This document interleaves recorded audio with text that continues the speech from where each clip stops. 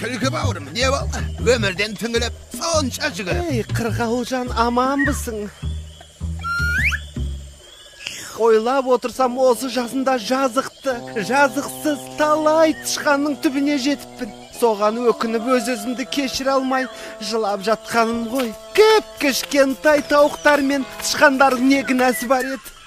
Ай, қайран басым, ай.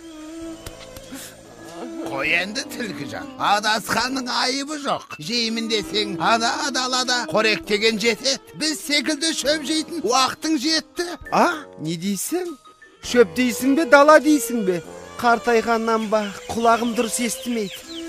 Жерге түсіп аңша құлағым айтшы. Жерге түссем, аман қалмаймын ба деп қорқып отырмын.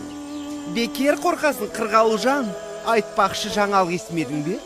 Орман пірінің соңғы жарлығы бойынша аңдардың бәрі тату-тәтті өмір сүру керек. Қазір ит пен мысық бірге өмір сүріп жатыр. Сондықтан менен бекер қорқасын. Кел жерге түс, әңгімелесейік, сырласайық. Ананы қара, иттерін ерткен аңшы келе жатқан секілді. Аңшы дейсің бе? Қой мен қайтайын. Түскі ас ішетін уақыт болып қалды. Тоқтай тұр Түлкіжан, жаңа сырласатын болып жатқанымыз қайда? Кел, мына аңшы бар, бәріміз отырып, бәр шер тарқатып әңгіме айтайық. Кейін бір уақыт келгенде отырармыз. Жаңағы орман пірінің шығарған жарлығы бар емес пе? Кім біледі, олар әлі естіген жоқ шығар. Әй, қу түлкі, қу түлкі.